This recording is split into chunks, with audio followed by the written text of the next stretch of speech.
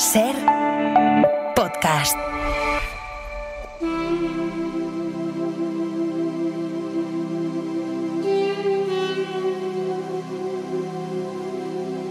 Nadie entra en una tumba sin propósito.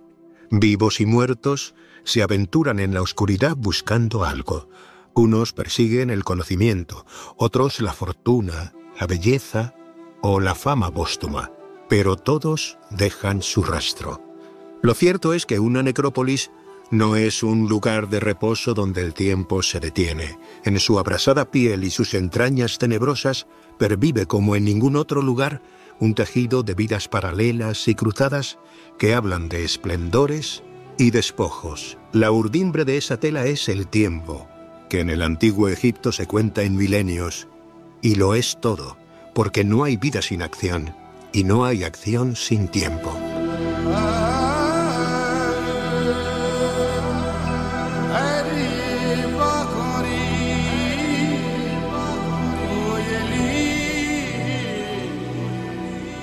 Continuamos en Ser Historia y lo hacemos escuchando un fragmento del documental Historias de una necrópolis, de Javier Trueba, que recoge algunas de las aventuras del proyecto Yehuti, que en esta próxima campaña, la número 25, celebra precisamente eso.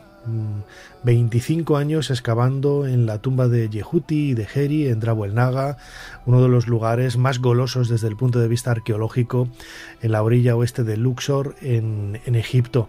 José Manuel Galán, bienvenido de nuevo a Ser Historia. Hola, ¿qué tal, Nacho? Y hola a todos. ¿Cómo afrontáis esta nueva campaña, que es la número 25? Ese aniversario, ya hace 5 años, los 20 años fue algo especial, pero los 25 también, pues yo no sé si pensabas llegar tan lejos. Bueno, hace 25 años no, desde luego, cuando empezamos, y estaba yo buscando patrocinador entre las empresas privadas y bueno, conseguimos estrechar lazos con Telefónica Móviles por aquel entonces y me preguntaban, ¿no? Pero este proyecto, ¿cuánto piensas que va a durar? Digo, bueno, pues 5 años, algo así, ¿no?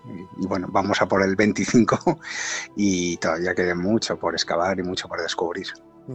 Claro, además, lo hemos comentado en otras ocasiones, quizás muchos de los arqueólogos que nos están escuchando están acostumbrados a que en una campaña pues aparezcan 2 o 3 cosas importantes. La verdad es que en Egipto la riqueza del patrimonio es tan grande que casi a diario, casi a cada minuto, cada hora encontráis algo importante para construir la historia de esa necrópolis en ese contexto tan importante que va casi desde el 1500 o un poquito antes, ¿no?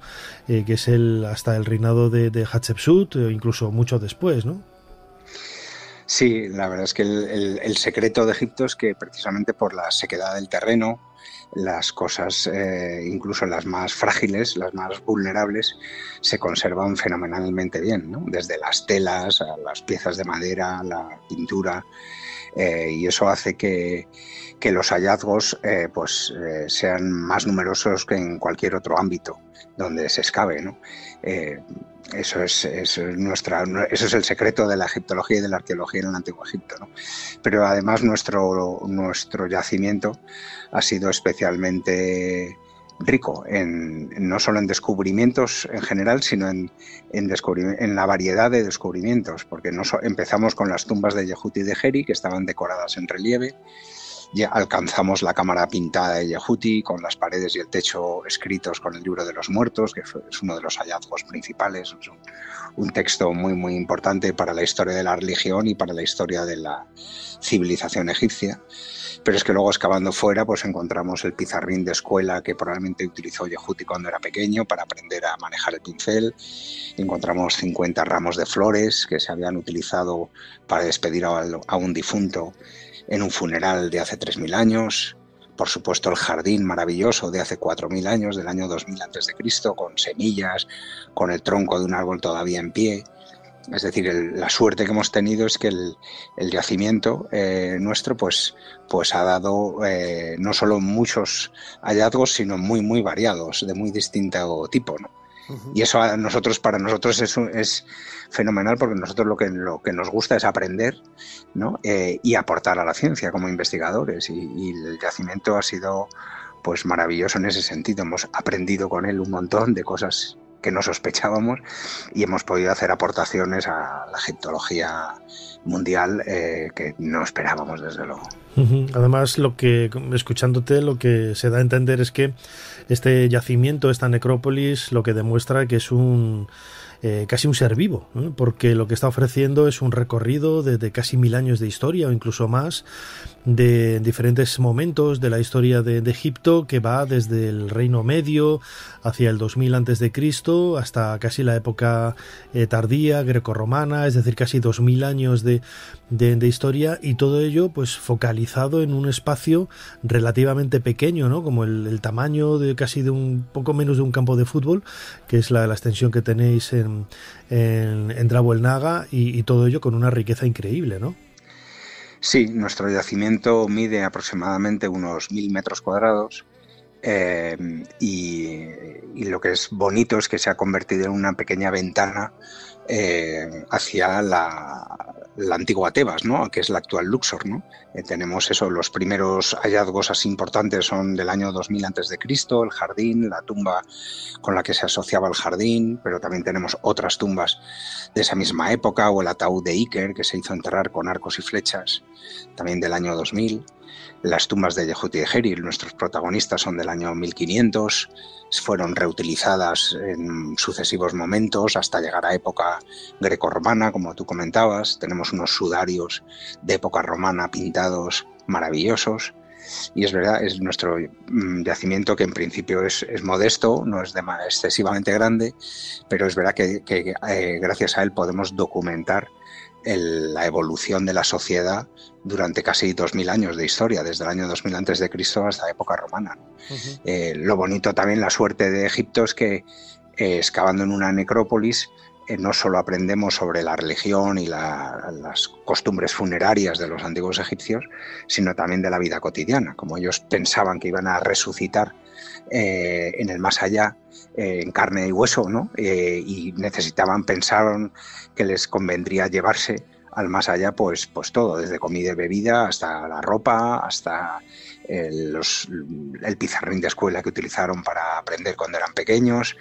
Y entonces, excavando en la necrópolis, conocemos muchísimos detalles de la vida cotidiana y de la sociedad del antiguo Egipto. Además, quizás uno de los premios desde el punto de vista personal, una gratificación quizás enorme, es que pues el proyecto Yehuti tiene un ala entera casi, ¿no?, en el Museo de Luxor, en lo que es la exposición permanente. Es decir, no es una exposición temporal como hay otras misiones también que aportan objetos, sino que ahí estáis, ¿no?, como exposición permanente en el Museo de Luxor, pues con muchos de los objetos que has mencionado ya. Sí, la verdad es que eso nunca lo hubiéramos soñado que iba a ocurrir, ¿no? Pero tenemos desde los ataúdes de Iker del año 2000 al de Neb del año 1600, también el ataúd de una chica muy interesante, también en torno al año 1700, que se hizo enterrar con 4 collares sobre el pecho, uno de ellos probablemente conteniendo el testimonio de vidrio más antiguo de Egipto. Eso es uno de los aspectos que queremos trabajar en la campaña que viene, ¿no? En argumentar científicamente en la antigüedad de este collar, ¿no? Analizándolo con carbono 14, ¿no? Pero también tenemos varios de los ramos de flores que comentaba antes, están expuestos en el museo, momias de animales, que también hemos encontrado muchísimas y que estudia Salima Ikram, sketches que hicieron los artistas que decoraron las tumbas antes de tallar la roca de la montaña. Practicaban las escenas que iban a componer, y tenemos esos sketches también conservados, los hemos encontrado fuera de las tumbas, ¿no? Tenemos una inmensa suerte de contar eso con una gran vitrina de unos 12 metros de largo, ¿no? Con algunos de los objetos más significativos del proyecto, ¿no? La verdad es que un lujo. No, nunca hubiéramos soñado esto, la verdad. Desde luego. Y después de 25 años, ¿qué es lo que queda por hacer? ¿Cómo afrontáis esta nueva campaña? Aparte de siempre, muchísimas misiones arqueológicas, tenéis un común denominador, ¿no? Que es el entusiasmo del trabajo, pero también la necesidad económica. Ahora vamos a hablar de ello, pero desde el punto de vista arqueológico, ¿cómo afrontáis esa nueva campaña? ¿Qué es lo que vais a hacer? Bueno, en cuanto a la excavación propiamente dicha, vamos a seguir excavando arriba de la montaña. Por ahora hemos estado excavando sobre todo al pie de la colina, donde hemos sacado a la luz capillas de adobe y pozos funerarios en torno al año 1600 a.C. Y lo que hemos ido sacando a la luz era un poco anárquico. Los pozos estaban orientados de formas que no encontrábamos muy bien el sentido de la necrópolis, ¿no? Hasta que de repente caímos en la cuenta que una de las capillas de adobe, junto con su pozo funerario, en realidad estaban perfectamente orientadas a una pirámide, se conserva solo a la base, de un rey de la dinastía XVII en torno al año 1600 a.C.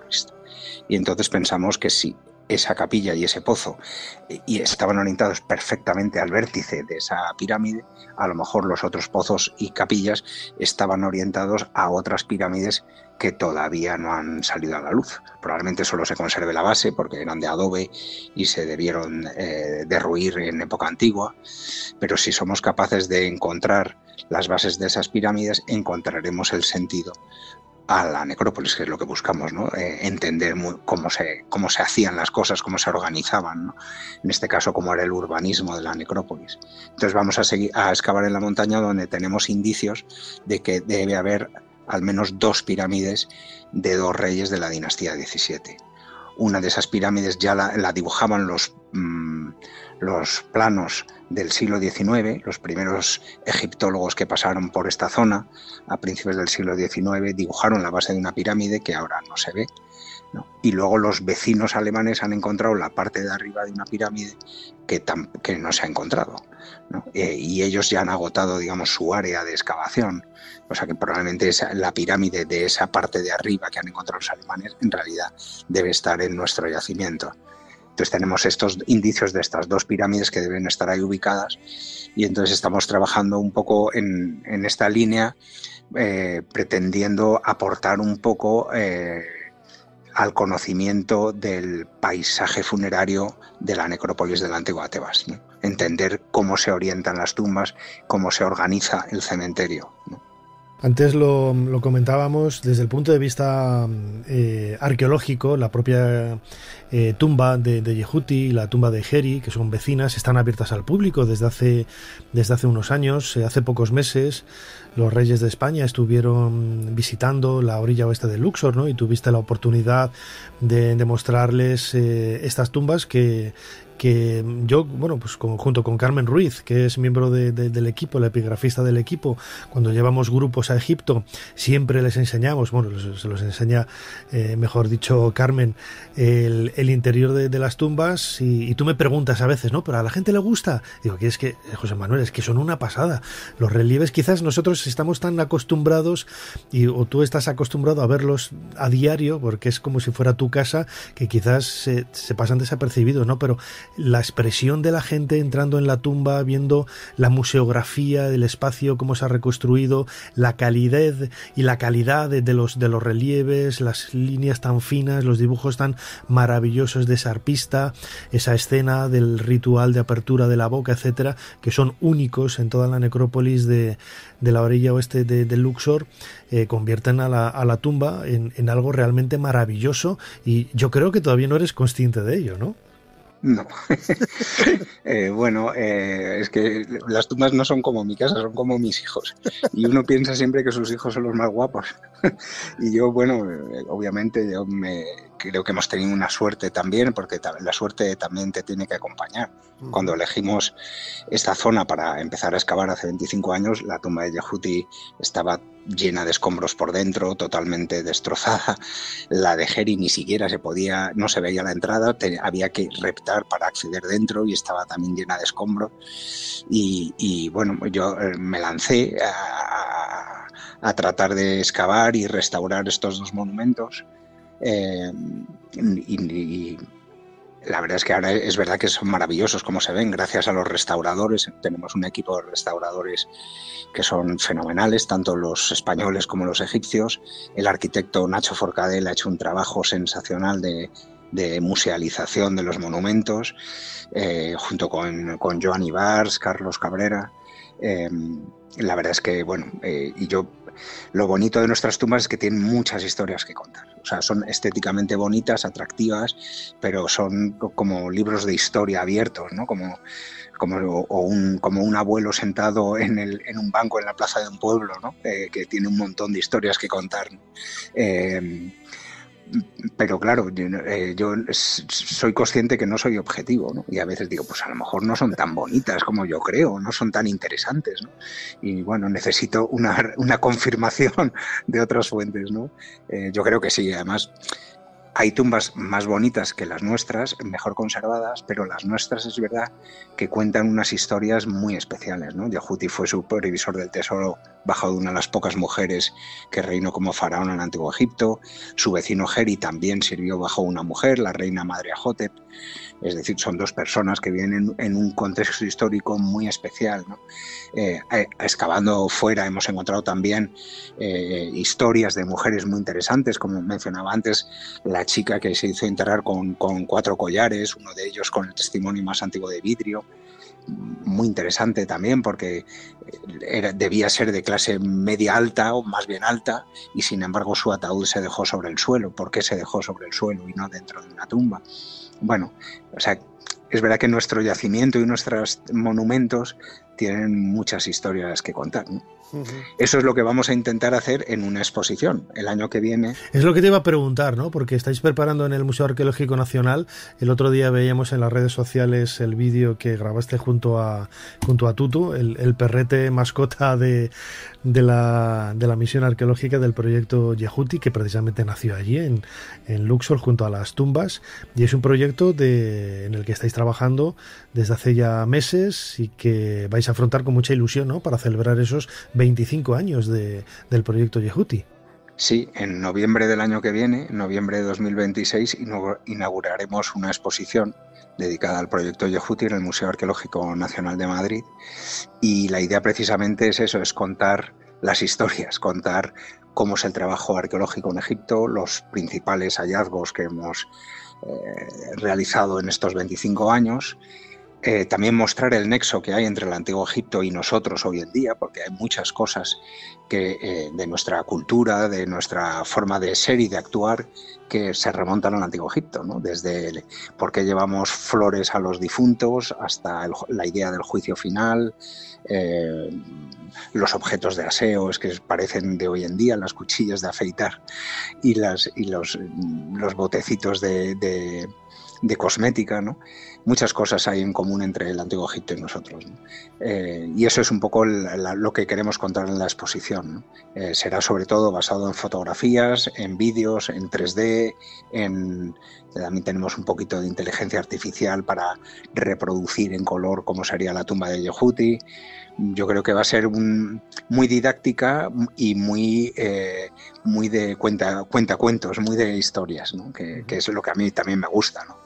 Los objetos son bonitos, son atractivos, pero en realidad lo bonito es la historia de cada uno de esos objetos y de cada uno de esos monumentos. Antes lo comentaba también, como todos los proyectos, no solamente es necesario el entusiasmo de los comandantes y de los capitanes que lleváis liderando este proyecto desde hace 25 años, que quizás es la parte más importante, sino también la parte científica, la parte de la restauración y todo ello desde el punto de vista económico, como siempre, bueno, pues tiene sus problemas, ¿no? Hay una forma de poder ayudar, ¿no? al proyecto en Yehuti, que es a través de la página web, donde se pueden hacer sus donaciones y donde se puede descubrir también ese museo virtual. Yo creo que es la mejor página de un proyecto arqueológico me atrevería a decir, de Egipto seguro, y me atrevería a decir también que del mundo arqueológico mundial, en donde, bueno, pues todo ello, ¿no? Redunda un poco en la importancia de este trabajo, pero José Manuel, como siempre, es necesario el dinero, ¿no es así? Bueno, gracias por los piropos a la página web, que la verdad es que cuesta mucho trabajo. Carmen también colabora, es una pieza importante y básica en la construcción de la página web. Bueno, sí, efectivamente en la página web, en la portada, arriba del todo a la derecha, hay un botón a través del cual se pueden hacer donaciones, porque a pesar de los 25 años que llevamos allí excavando y de los hallazgos, de abrir las tumbas al público, de que los reyes han venido a vernos y todo eso, pues seguimos teniendo problemas de financiación. Tenemos la suerte de que nos copatrocina Técnicas Reunidas y la Fundación Palarc. El Ministerio de Cultura también de vez en cuando nos da algo de financiación, pero es verdad que el proyecto es caro. Somos un equipo de 30 personas que viaja a Egipto por casi 2 meses. Ahí contratamos a 100 trabajadores egipcios más o menos y claro, todo ello pues lleva su coste, ¿no? Y bueno, como digo, a pesar de los patrocinadores que tenemos y de la ayuda del Ministerio de Cultura, etcétera, pues seguimos necesitando ayuda, ¿no? Y por eso tenemos ese botón en la página web, que es proyectoyehuti.com. Ese es el nombre de la página, el nombre del proyecto. Es facilito y bueno, agradecemos todo tipo de ayuda. Creo que es una forma bonita de no solo de colaborar con un proyecto científico, aventurero, cultural, sino también, bueno, sentirse parte de él, ¿no? Hay veces a mí que me da un poco de vergüenza pedir dinero, ¿no? Pero me dicen, no, José Manuel, si es al revés, nos das la oportunidad de sentirnos parte de tu historia, ¿no? Y bueno, eso me anima. Es verdad que hay mucha gente que querría haber sido egiptólogo y no ha podido. Y esto, bueno, visitando las tumbas desde luego es lo mejor que se puede hacer, pero también pues ayudándonos a continuar con el proyecto Yehuti, pues la verdad es que nosotros lo agradecemos un montón y cualquier ayuda pues es más que bienvenida. Desde luego, nosotros en las redes sociales de Ser Historia vamos a poner también los enlaces a la página web del proyecto Yehuti y a través de ella podéis no solamente descubrir los tesoros de esta tumba, de este yacimiento, ya 25 años de exploración y de investigación científica, sino también colaborar con esa financiación que siempre es necesaria. José Manuel Galán, director del proyecto Yehuti, una vez más, muchísimas gracias por habernos ayudado a hacer un poquito más de historia. Muchísimas gracias a ti, Nacho, y muchísimas gracias a todos los que les gusta la historia y les gusta la arqueología. Y si les gusta Egipto, mejor que mejor. Claro que sí. Un abrazo grande. Un abrazo a todos. Para no perderte ningún episodio, síguenos en la aplicación o la web de la SER, Podium Podcast o tu plataforma de audio favorita.